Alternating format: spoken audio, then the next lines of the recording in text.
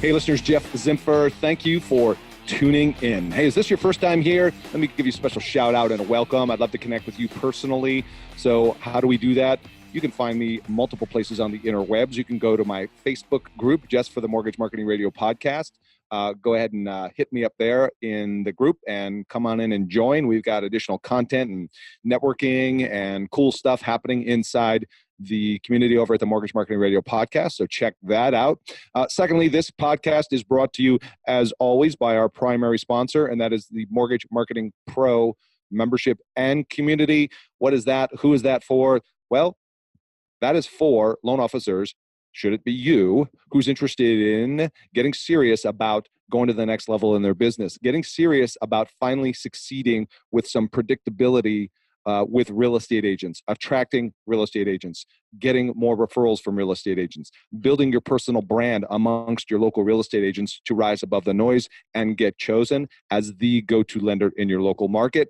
Not only that, but also the mortgagemarketing.pro membership is for those loan officers that are looking to level up their personal brand online with social media and video marketing and Facebook and ads and your Facebook business page and more. We've got a complete soup to nuts system, an entire platform to help you take the online offline to build your engagement with local real estate agents and go consumer direct and become a modern originator.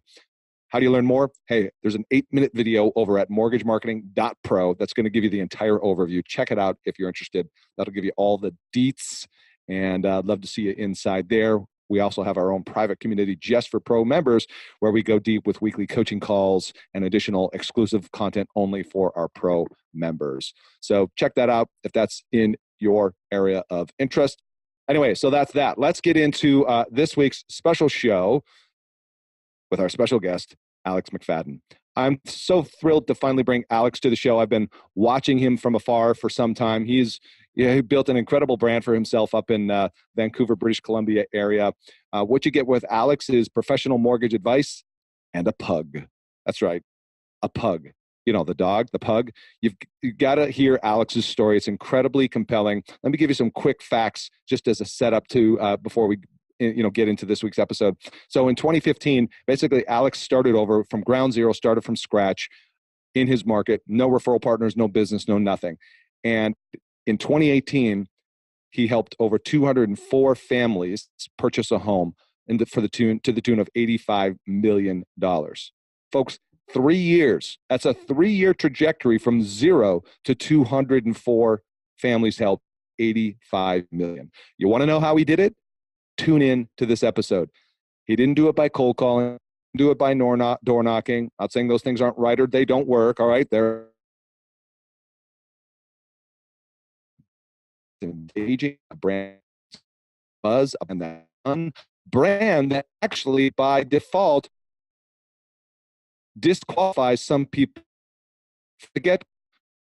So Alex decided to go all in right through his reservations and decided to create a brand that includes his dog, which is a pug. And now actually has 2 dogs, Ernie and Jax, and you'll hear a little bit more about them. But what a brand he's built online, Instagram. I'm putting links to all his socials in the show notes, but you can look him up on Instagram for sure. The Mortgage Pug, right? That's where you'll find him on Instagram. You'll find him on YouTube. You find him on Facebook.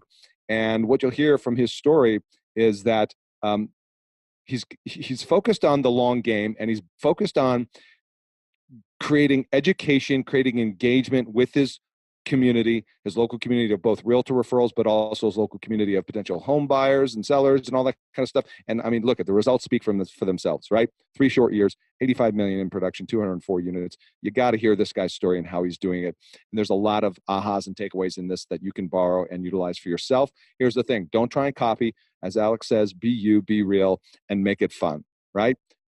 That's what Alex does. He makes it fun. And it's a lesson in personal branding and becoming a modern originator if you want to leverage video, digital content, and all these different platforms so that people are attracted to want to work with you, that the price sensitivity goes way down, that there's no selling, and literally you've built what is the ultimate goal that I think we want.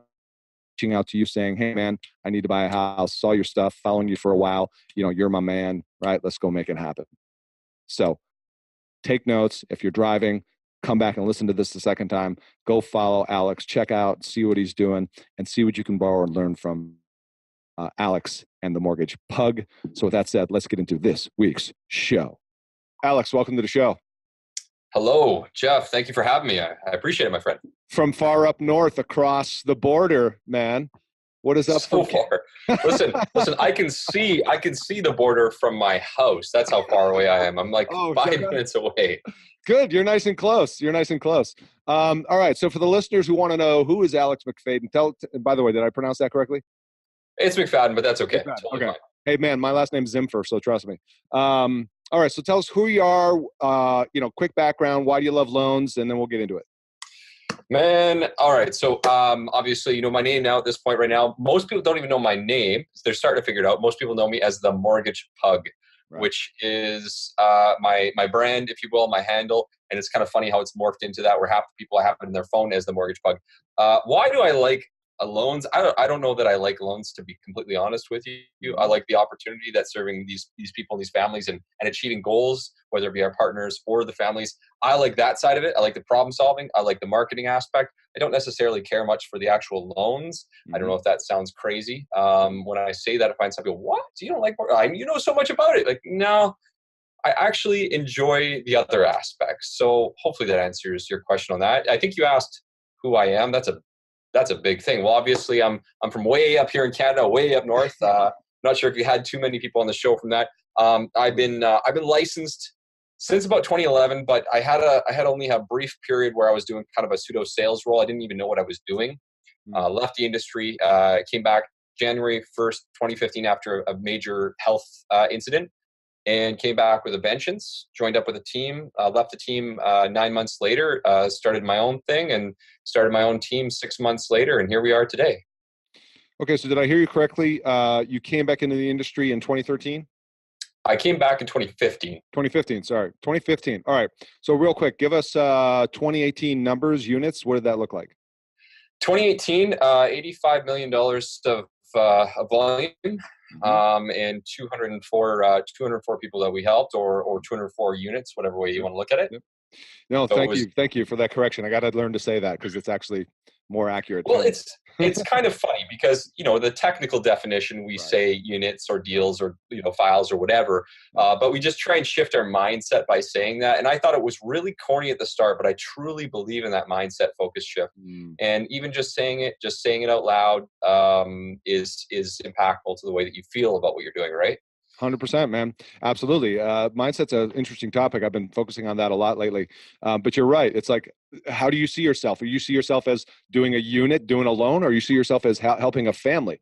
That shows up in how you communicate and everything you do. No question. And to your point, so you're asking a little bit about our numbers. The funny thing about it is I'm going through that right now as I'm looking at my business and breaking it apart pretty in a lot of detail right now, doing a little bit of a review, if you will. I don't track my numbers a ton, especially not throughout the year. I prefer not to. I get a general gauge as to where we are, week by week, but I prefer not to look at, what we're closing. I look at my activities and I look more on exactly what we're doing that's achieving those results, because I can't always control the outcome. Our business has been phenomenal. We've doubled every year since 2015. So it went from 10 to 20 to 40 to 85. Our goals this year are not to actually double. My focus this year is to actually improving my team process and grow. And we'd like to improve by about 50% up to 125 for 2019, especially in a more challenging market that we're facing right now up here. Well, okay. So this is awesome. And I want to pause for a second here just to highlight for those who listening may have not noticed. In 2015, you came back. And we have internet breakdown. So hopefully we're still recording, because at this point, Geoff, I cannot hear what you're saying. I hope you're still there. I am still here. Yes, there we are. Okay, shoot. Yeah. So in 2015, you started from ground zero, right? Correct. Zero volume. And in 3 years, you hit 85 million over 214 families helped. 204, sorry. Yep. That's some pretty fast growth, man. I appreciate you saying that. You stay focused on something, you can get there. Yeah, good lesson right there. You said a couple of things that are really learning gems. You're talking about the numbers, and I think this is a huge lesson. I don't want it to go overlooked. Is you said you can't control the outcome, so you focus on, essentially you said this, controlling on the activities. That's what you can control. Yeah. That's pretty especially brilliant. when you're starting, because when you're starting and you're learning, you don't know about, how people are going to perceive you, what type of information you're sending out or receiving, what's going to get funded, what's not going to get funded. I imagine it's the same in the US as it is in Canada. We've gone through so many rule changes in the last 3 years and guideline changes that our mind's spinning all the time. And so I can't always control that. I can't control if someone's going to skip off on me one place or another, but I can control primarily what I'm doing day to day. Now, like I mentioned before, my goal is not necessarily to double this year, because now, based on what we're doing, we know what we can do. And at this point, we're starting to focus a little bit more on that efficiency. Now we're starting to break down in a little bit more detail. Okay, how can we control that outcome a little bit more? Because you can't always control the outcome. You can always control your action. Control the controllables. Don't worry about what you can't, right? Control the controllables. That's good. Why are you focused on controlling the process? Are you just looking to deliver even a higher level of customer experience? Sorry, Geoff, could you repeat the question? It looks Sure. like you've cut out there. No, I love this. This is great. Why are you focused on the process? Are you trying to get to a higher level of a better customer experience? 100%. Mm-hmm. For me, why is that the priority, though? I want to understand why that's the priority. Well, 4 years to date right now, majority of our business comes from partners, in the industry, traditionally real estate agents, financial planners, throw social media friends, sphere, that sort of thing.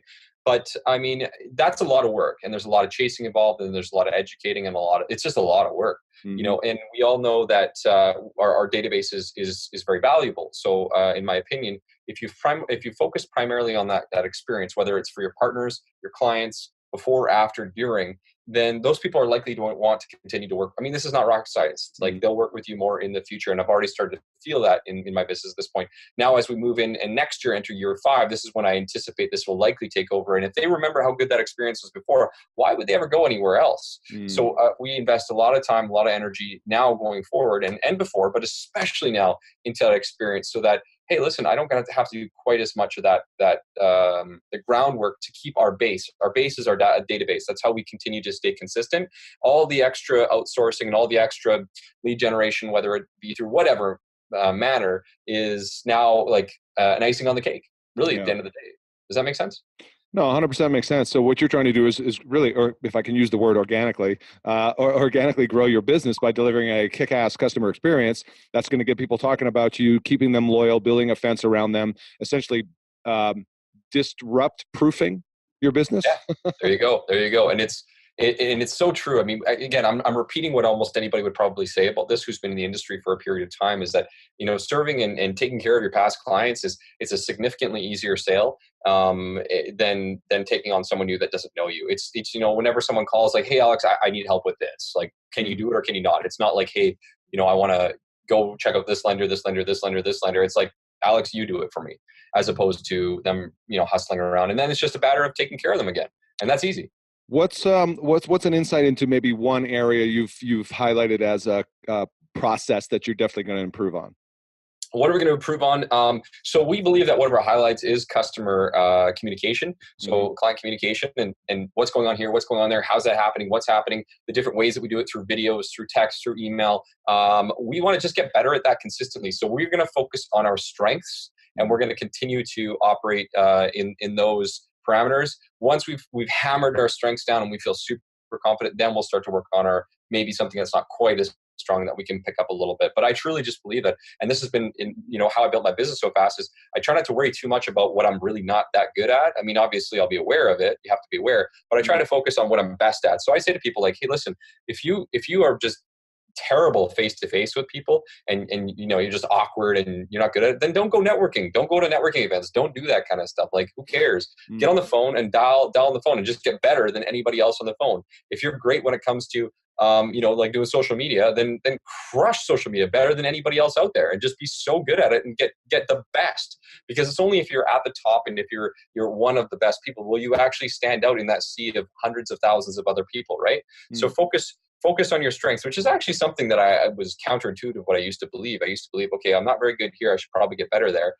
Because it's always like a carrot. Like, I'm not very good at that. Maybe I should do that too. We're always kind of trying to reach out to that. The reality is let's just get really, really freaking good at what we're good at and be the best. Otherwise, why the heck is someone calling you? Like, why? Why should they call you? Really, at the end of the day, again, it's not, something that anyone here hasn't, or listening to this podcast hasn't heard before. Yeah. But let's just be better. Put more energy, put more time in. I bet anybody listening to this right now can look at what they're doing and what they think they're good at and realize that if they just put a little bit more time, energy, or thought into that, they can do better, which would result in a better experience for their clients, a better reason for their partners to reach out to them, and they would feel damn good about it, even if it costs them a little more energy. Yeah, 100%. It's kind of like that 1% improvement concept. I forget what the exact math is on that, but if you get like 1% better every month or something, it's a 37% improvement at the end of the year. There we are. We're back. Yeah, I know. We're going in and out. Sorry about that. We're going to edit all these in and outs out. Don't worry about that. No problem. Okay, so let me ask you this then. What do you consider yourself? Let me take part one and then part two first. Part one, what did you identify that you perhaps weren't great at and you needed to outsource that or delegate it?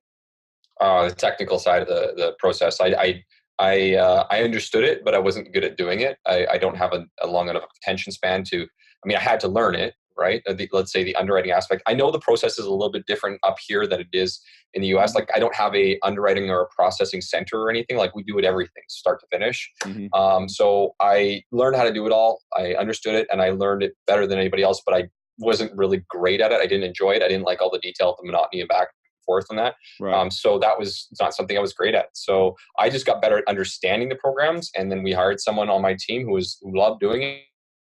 Mm-hmm.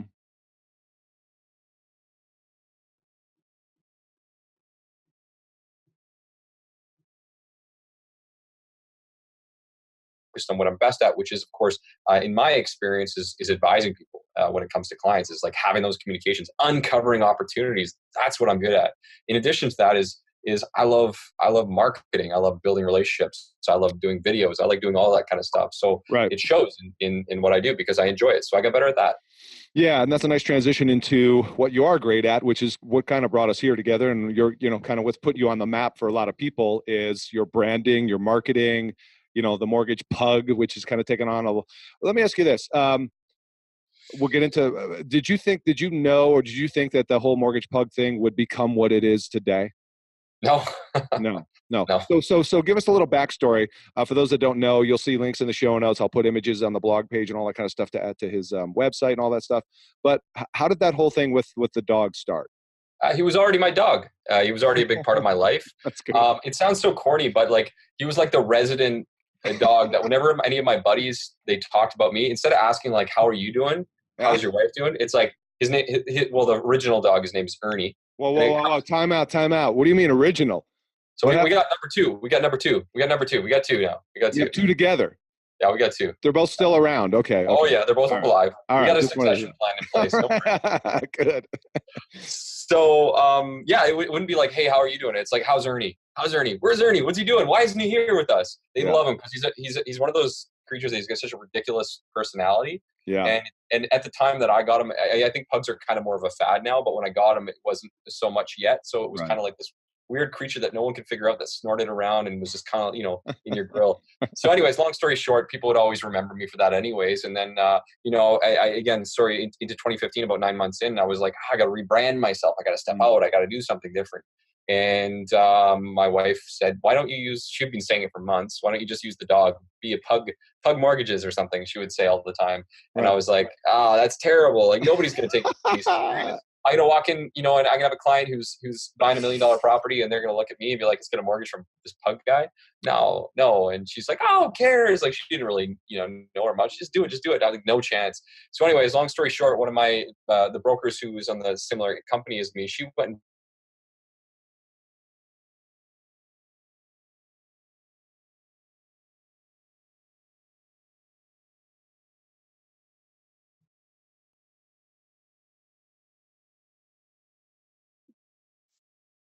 oh, hello. Hey man, sorry about that. That's okay. It happens. No, I've got a major problem with my Cox Wi-Fi, and they're supposed to be bringing a new router today and all that stuff. Anyway, here's what we can do. We can re-enter from, you were talking about your broker. That's the last I heard. A broker had a dog or something already. Oh, the person that works with me, right? Yeah. All right. I'll kind of start from there then. Sure.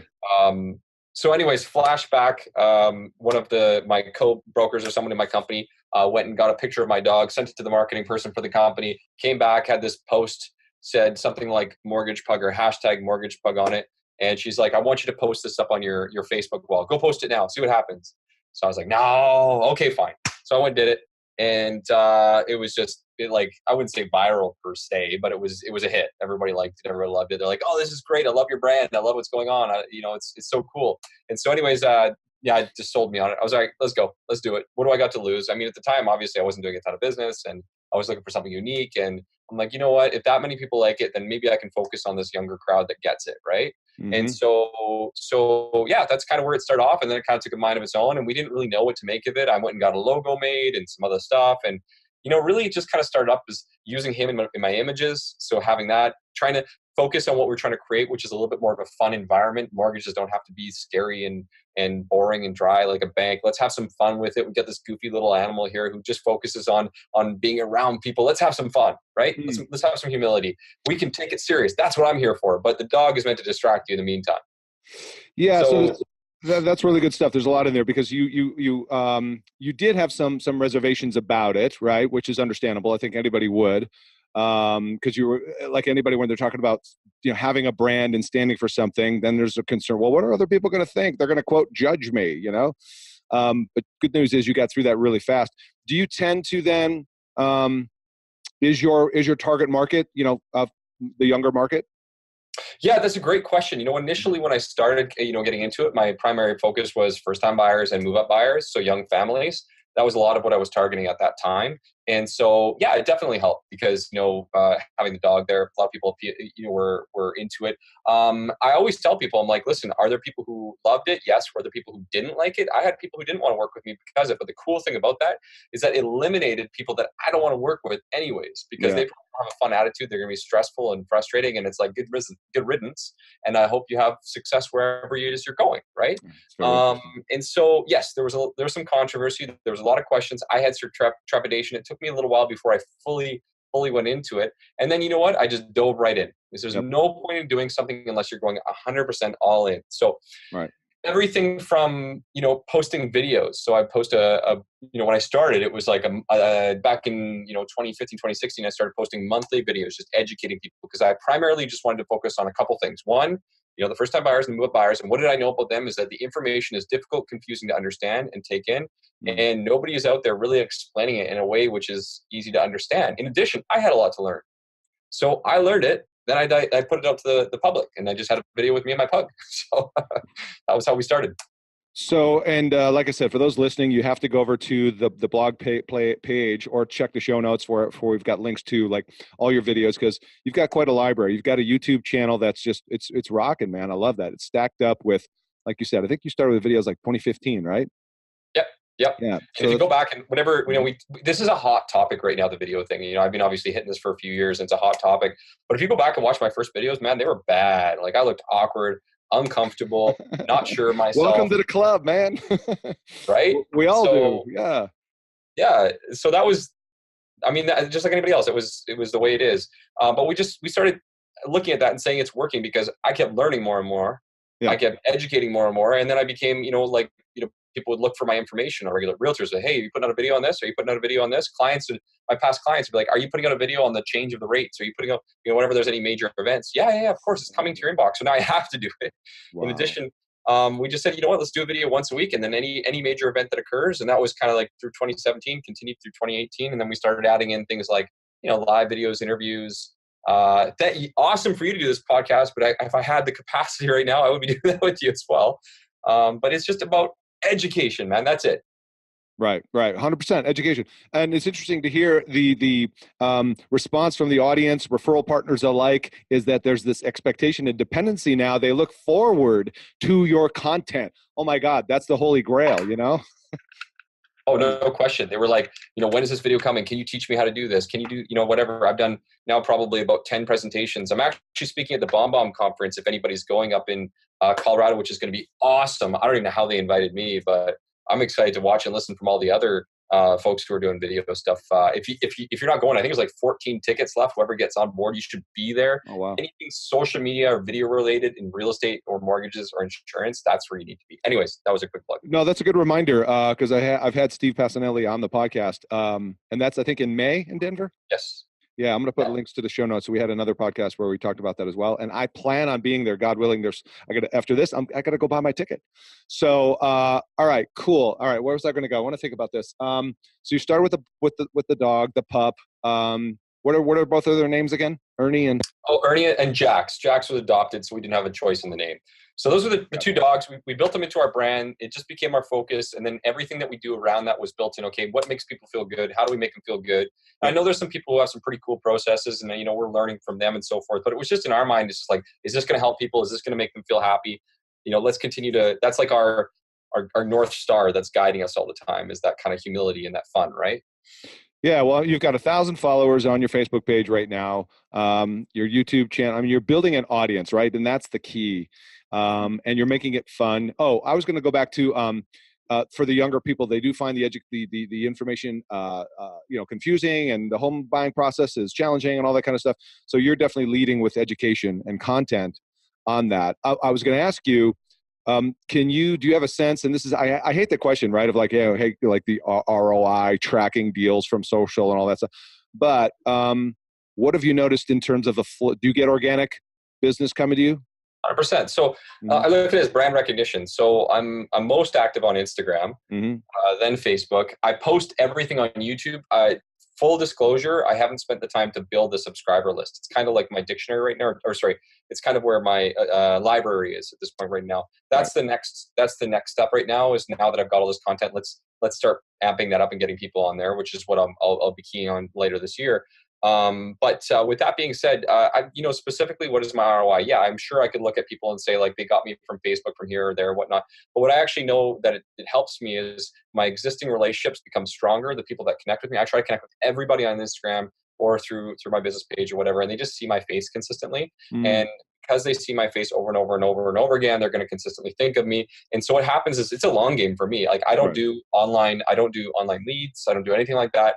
But I mean, it's the same effect as like going out consistently in public. If I'm consistently going to like a community event or a gym or something of that nature all the time, and I'm talking to the same people, eventually they're going to be like, oh, it's Alex. We got to talk to Alex about that, right? It's the same thing, but I'm just in front of that same group of people and more online, which is exactly where you want to be. At the end of the day, where they are, be where they are. So yeah, I do. I probably get between 3 to 5 contacts a week through social media in some capacity, Facebook, Instagram, LinkedIn now. Go ahead.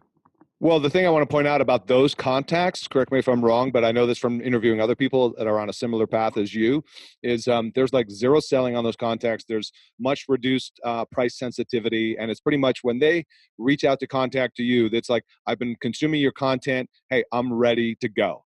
Is that true? 100%. Yeah. So I get agents who reach out to me all the time. They want to work with me. I mean, I probably get I just got off a call about an hour ago from a new referral from a new agent that I've never worked with before, because she's saw my stuff on a regular basis and she trusts that I'm an authority in the field, which is like, listen, there's no hiding anything here, guys. I'm not selling you on anything. Yes, I want you to use me for your services, and I want to support you in your journey. But there's no selling, like no selling. Like, I don't have to go up to somebody and be like, hey, I want you to work with me. I just don't do that. I hate doing it. So it's just more or less like, hey, listen, this is the content. This is what I do. This is where our information is. If you like this, my only ask would be that you talk to me when it comes time to buy a property or refinance or invest or something of that nature, because I've given you that value up front. So if you could, chat with me about it. If it's not the right fit, then I'll honor that and you go where you need to go. And that's it. No sales at all. So I noticed you also do you have a regularly scheduled Facebook Live kind of program? So yes, I had a regular scheduled Facebook Live from last June through December, and my objective actually going into 2019 was to continue that and amp it up in the podcast. In lieu of doing that, I moved my focus a little bit just to start the year on my team, because a big focus for me, again, as I discussed this year, was to get back into focusing a little bit more down on our systems, team, and process. We did let go of a member. We brought 2 members in. So I had to focus on my primary objective. So I continued to do my standard videos and continued to work on my team. We will be ramping back up and getting back into that, as well as a podcast and a regular scheduled live going into the second half of 2019 this year. But we're doing very, very well with what we have at the moment. So we're quite happy with the current results of the actions. And so at this point right now, that would be like the icing on the cake. That's the objective, to get there. Yeah, that's awesome, man. That said, actually, I want to make a point on that Yeah. because your question is probably pertaining to what were the results. I didn't answer your question. It was more about me. Maybe it wasn't, but I want to talk about that. Go ahead. Yeah. So if you are, so think about it this way. This is good for a local area. So if you are in a local area, you're in, which city are you in there? I'm in Vegas. Okay, so you're in Las Vegas.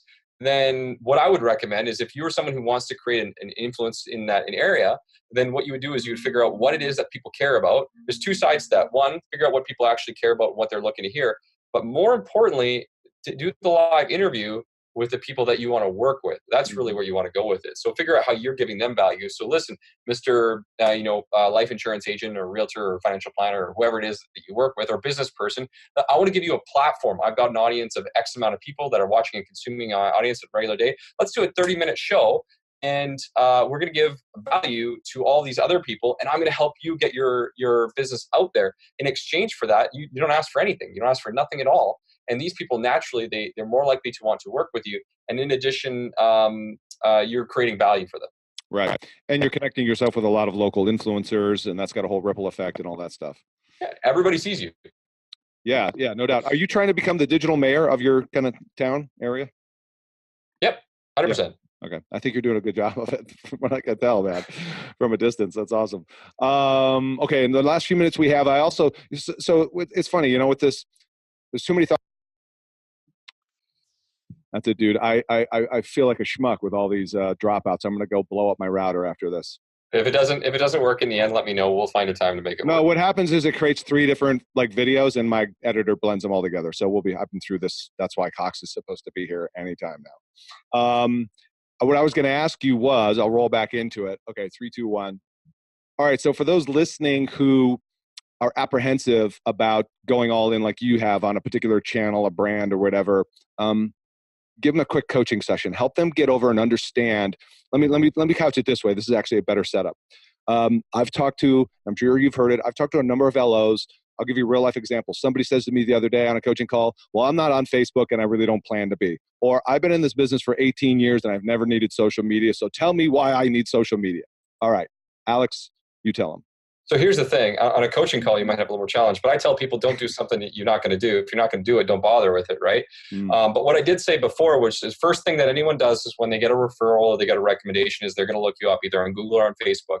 So you got to be somewhere. You got to be seen. You got to be visible. Listen, if I get a real estate agent's contact information, first thing I do with my client sends me their name is I'll Google them up. If I don't find them, I'm going to start asking some questions. If I start asking questions, I'm looking for opportunities to refer that client to somebody else. And not because I don't want to. Of course, I'm not going to try and take away a relationship or anything of that nature, but I'm going to wonder to myself, is this person really full-time? Do they really have a business? It's like having, 20 years ago or 30 years ago, if your name was in the yellow pages, did you actually have a business? It was out of your garage, right? Could you be legitimate? You're not legitimate if you're not online, first of all. Second of all, just pick one place. I don't care what it is. Pick one and just do it really well. One. And in addition to that, whatever you're doing, make sure it's real to who you are. Don't try and be the mortgage pup. Don't try and be the mortgage goat. I don't know what it is, but just be you, man. Just be whatever you are. If people liked you for the last 18 years, they're going to still like you as long as you're acting like who you are and you're yourself. It's just like anything else. It's a progression. You get better and better and better. The second thing I always say to anyone is that the social media stuff for me, like here's the thing, the social media stuff for me is really at the end of the day, it's complementary. Okay. So you have to be damn good at what you do. You better be focused on what you do and be the best at it and know that you work as hard as you can. Otherwise that's all fluff. Because I see guys come like they're like, mortgage people and all this kind of stuff, like coming up, oh, they got all these followers. Great. It's not doing anything because once you get the people or you capture the information, you're not doing anything with it. You're not doing a good job or you're not, showing up. So you got to be really good at it. It's kind of like having big muscles or steroids. It's like, what, you can't push the weight. So what's the purpose? You know what I mean? Right. So that's one of the big things I say to people is get really good at what you do, have your process figured out, or at least focus on that one thing, and then start hitting your social media with that one thing. Make sure that everything that you do provides some form of value. I don't want to hear you selling. Like, don't sell out, tune out just like that. If you don't in the first, say, 10 seconds of a video, if you don't capture their attention in a way that's interesting to them and helps them, then they don't want anything to do with you, and they'll probably tune out for the rest of your videos. One bad video is equal to everything else, or one bad piece of content. How do you get good? How do you flex your social media muscles? How do you stay sharp, stay, in tune to, be a good content marketer? the people that are listening to this right now are trying to get better at their business. They care. So they're going to get better no matter what, whether it's from me or someone else. But they're spending the time and the energy to listen to something which might benefit their business. So they're already a step ahead as far as that's concerned. It's the same thing in any part of your life or business. So what you want to do is you want to focus on listening to podcasts, reading information. There's so much out there. It's insane. Like go look at, follow a podcast, social media marketing world or something like that, I think it was called. And he's got so much content out the yin yang. It's just listen to half of it and implement a little piece. That's a good way to start, but you just got to get better. No, 100%. Actually, I just got back from that conference. It's one of the best ones I think I've ever been to. It's phenomenal. I wanted to go to that. The other thing I would say is just like anything else, man, you just have to keep doing it. You have to keep practicing. Like like I said to people, I strike out all the time, all the time. On so much stuff, but I'm just constantly trying new things. Like I got videos that I spent so much time on and I'm like, oh man, like 5 people watch that. What the heck? Yeah. And then I'll have like this silly post of me and my dog or something and it'll be all over the place. It's like, what do the people want? But stay in tune with what people want and just stay focused on doing the task. Like keep doing it. Because if you're just giving up because someone didn't pick it up, then you're obviously not ready to move forward. And you said something earlier as well, is you're in it for the long game. And that is this game, right? Creating a brand, building engagement and an audience, trusting people following you on social media. That doesn't happen overnight. It takes time, man. So we started this episode, and I'm taking over your job for a second. But we started this episode talking about mindset. And I tell people that when people ask me, like, what made you successful? Is it because of realtors? Is it because of social media? Like, none of that stuff, man. It's because in my mind, I know that at that point where I know that it's so hard, and I'm like, I want to give up, or this is, for the last 6 weeks, I've been working like 12, 15-hour days, and I'm like 4 years into my career, because of various different things. And I know that I could give up at 10 hours or 8 hours or 6 hours every day, but I keep hustling and pushing to be better. And then I rise to the cream of the crop. Listen, I'm the guy that call. I get this, the files complete. Now I'm back at a point where I can come back down to earth because I put in the work, I put in the time. So your mind will generally tell you to stop doing something. It's scary to do the video. It's scary to go talk to someone. It's scary to screw up a file. It's scary to get a crappy phone call or call a client and say, hey, listen, like this didn't work out and it's my fault. Like do those things. But at the end of the day, the only way you can do that is if you focus on keeping your mind focused on the task at hand and what you're trying to achieve and what your goals are. I'm going on a little bit of a tangent, so I'll kind of slow it down here a little bit. It doesn't have to be overly complicated. Understand what you're trying to achieve, how you're going to get there, and just keep trying, keep pushing. When it gets hard, that means you got to keep going. You can't stop at that point. It's the point at when it gets hard is basically your body's telling you stop. That's the point you have to go further. That's why they have those crazy marathon runners, and there's only 1 out of 1 million people who can do it, because those guys turn that part of their brain off and just keep rocking. That's what it takes to be successful in anything. Yeah, and before we close out, I also want to make the point is that you're still active in your local market. I notice you do like first-time homebuyer seminars. What do you call that? Beers and home buying? What do you call that? We do beers and home buying. Yeah. We do that usually 3-4 times a year. I do a couple of other seminars. Very active. Yeah. I sit down and I hear people talk about, is it worth sitting down with a new agent or more experienced agent or anything? I'm not too big for anything. Like I sat down with a guy yesterday that started 3 weeks ago. I'm like, great, let's sit down. Let me help you out. Let me put you in the right path and help you out. And I think as soon as you think, again, you're too big for a $50,000 loan versus an $800,000 loan, then you got problems. Interesting. Good. And that all comes back to mindset. You're in it for the long term. And like you said earlier, you love helping people. It's helping families. It's not doing units. And, you're making a positive difference. And I bet you believe as well. And I totally understand and get that you don't like the mechanics, let's say, of doing loans. But I'm going to venture to guess you believe that your advice makes a difference in somebody's life. Oh, 100%. Yep. 100%. Yeah, I know the mechanics. Don't get me wrong. Like, I understand what's happening, but I just don't enjoy doing it all. Exactly. Yeah, exactly. Know your lane, stay in your lane. That's awesome. All right. Well, listen, we're going to put links in the show notes, Alex McFadyen and the Mortgage Pug. So if anybody wants to if you're on your phone right now and you can't wait, you can Google that and bring it up. Any other suggestions for where people should connect with you? Instagram, right? What's your handle? Yeah, find me on Instagram. Honestly, I don't let everybody on my personal Facebook page. I get a lot of requests on there. You can follow my business page. You can follow my personal page. Send me a DM if you want to. That's usually the best place to get a hold of me. And any questions you have, I'll be happy to get back to you. Awesome, man. I can't say thank you enough. I know it's been a while for us to finally get this going, but I'm glad we did. Right on, Geoff. Appreciate it, brother. You bet, man. And listeners, as always, thank you for tuning in. If you like this episode, please let us know how to share the love on the interwebs. You know that. Give us a little review wherever you're listening to this. And we thank you for tuning in. As always, we'll see you on the next one. Bye for now.